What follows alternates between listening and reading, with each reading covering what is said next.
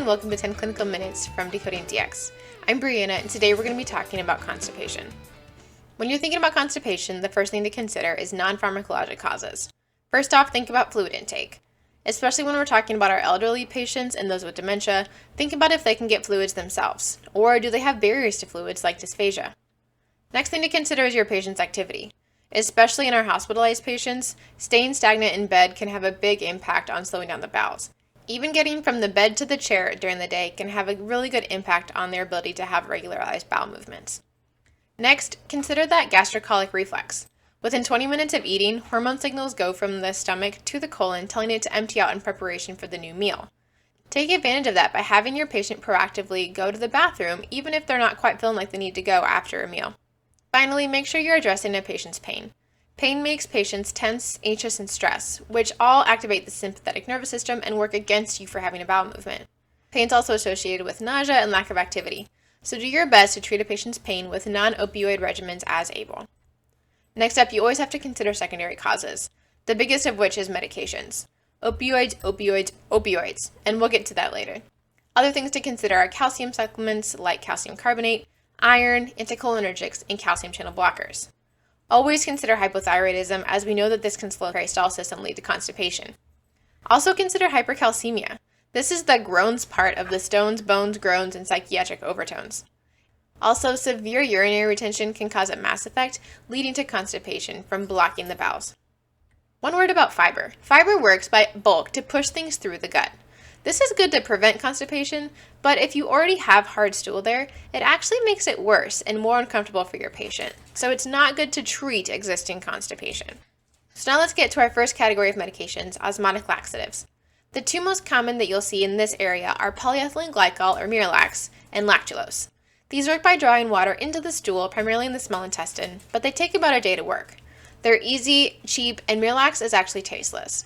However, note that they require a good amount of hydration, so if your patient is not well hydrated, these are not a good idea because it'll essentially feel like a rock in the patient's abdomen. These are great for outpatient treatments in patients with mild constipation. Another option is magnesium citrate, which also increases water secretion and stimulates peristalsis at the same time. This one works a bit faster, and it's got a lot less volume that the patient needs to take in. However, know that this can cause significant electrolyte shifts, so be aware of that and be wary in patients that have any sort of predisposition to electrolyte imbalances. But this is a good option for patients that are otherwise healthy and stable, or if patients are bloated and so they really can't handle the volume that would come with Miralax or lactulose. Next up are our stimulant laxatives. The most common you'll see in this area are senna and bisacodyl. These work by inducing peristalsis, and senna also softens the stool. They work a little bit faster than things like Miralax, working in kind of 6 to 12 hours. They're overall pretty cheap and reliable, but know that senna can cause significant cramping, so if your patient already has a lot of abdominal pain, maybe try one of the osmotic laxatives first. Senna is our first line for opioid-induced constipation because it's directly acting against what the opioid is causing. Opioids halt peristalsis, and senna stimulates it. Next up are suppositories. I feel like this is one of those terms that you hear a lot in medical training, but don't actually know what it means for probably an embarrassingly long time into your training. Basically, a suppository is a pill administered per rectum.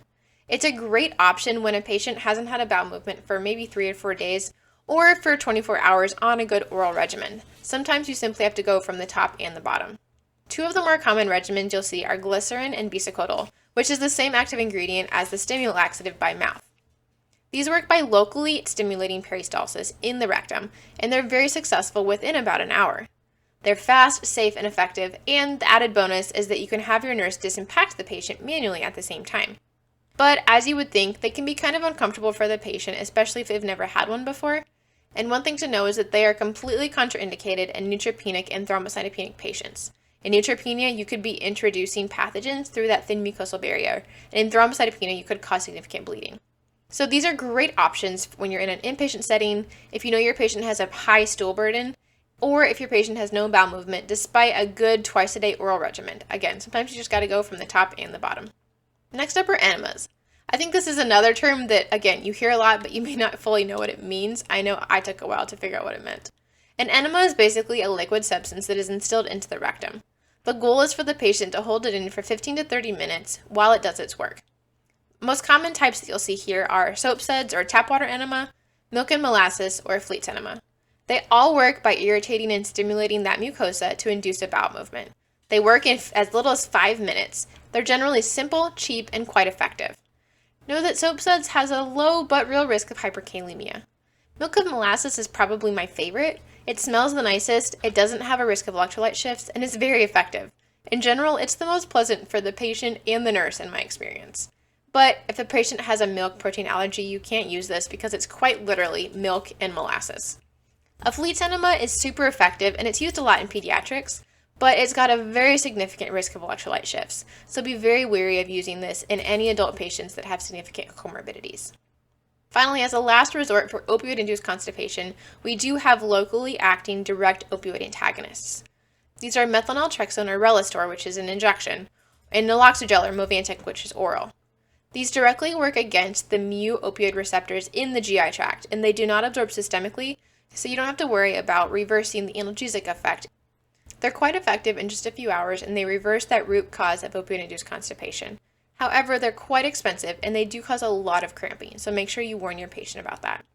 You must rule out a bowel obstruction, because if your patient has an obstruction and you give them one of these medications, you will perforate their bowel. But when you've got a patient with high doses of opioids and you've exhausted your other options, these can be really helpful. So let's work through an example framework. Let's say you have a patient admitted and they haven't had a bowel movement in a few days. First line options would be polyethylene glycol or Senna. Try and go for Senna if they're on opioids because again, you'd be addressing that root cause. If that's not working, you can add another oral regimen with a different mechanism of action. And if they're on opioids, at this point, go ahead and consider a suppository, depending on patient preference. If that isn't doing it, then you really got to start thinking about going from above and below. We need to be doing a suppository and consider manual disimpaction. Finally, if that doesn't work, we are really in the realm of using enemas. If your patient is not on opioids, you can consider doing bowel prep, either orally or from an NG tube. And if they're on opioids at this point, consider a locally acting mu antagonist. I want to finish up with just a few pearls. Notice what drug I haven't mentioned, Docusate. Docusate has been shown in many studies to not be any better than placebo. It doesn't actually hurt the patient in most cases, but if you're using it in place of a true laxative, you could be delaying care and thereby hurting the patient. If you're ordering opioids, you need to be ordering a bowel regimen with it. Unless they have active diarrhea going on, you need to be starting a laxative. The reason for this is that opioid tolerance does not develop to constipation. A common situation will be in cancer patients that require high doses of opioids over time to control their cancer-related pain, but as you increase those doses, they are not developing tolerance to constipation, so you must be increasing the intensity of their bowel regimen as you increase that dose. Consider things like coffee and prune juice, especially in the inpatient setting, to help have a natural way to regulate those bowels in your patients. And finally, constipation is a common cause of undifferentiated or unresolving delirium. So if you have a patient and you can't identify a cause of delirium or you've already treated other causes, think about getting a KUB and doing a bowel regimen. You'd be surprised the magic that a good bowel regimen can do to restore cognitive function. Big thanks to Dr. Lori Olson, my attending on the inpatient oncology service.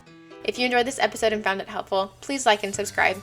You can find our website at decodingdx.com where you can view past episodes, show notes, join our mailing list, and send us an email. Thanks so much, and we'll see you next time.